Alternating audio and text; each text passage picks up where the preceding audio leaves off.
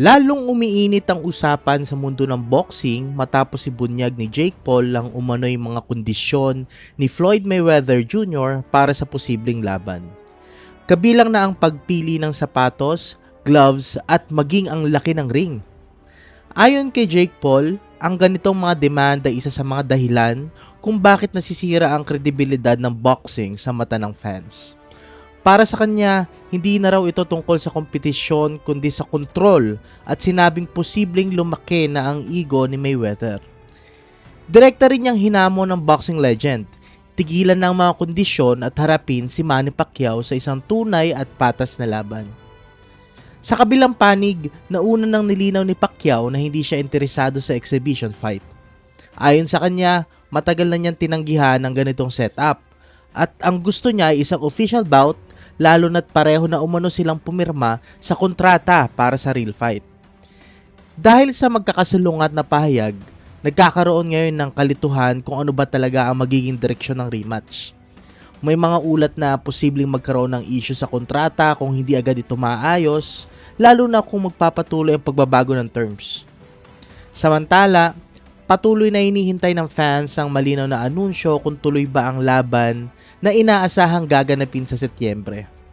Kung matutuloy ito na sana ang pinakamalaking rematch sa kasaysayan ng boxing. Lalo na't ang kanilang unang laban noong 2015 ay naging highest grossing fight of all time.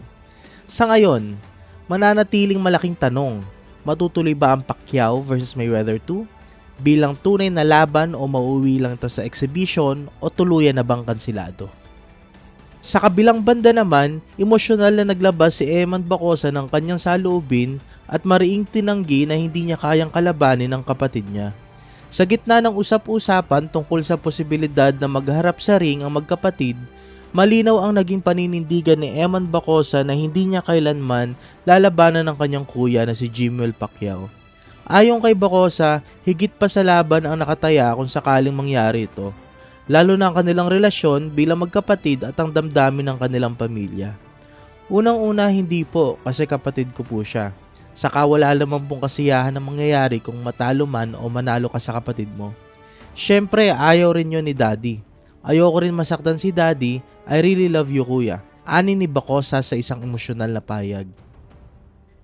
Dagdag pa niya, para sa kanya walang tunay na panalo sa ganitong sitwasyon. Kahit sino pa ang manalo, siguradong may masasaktan.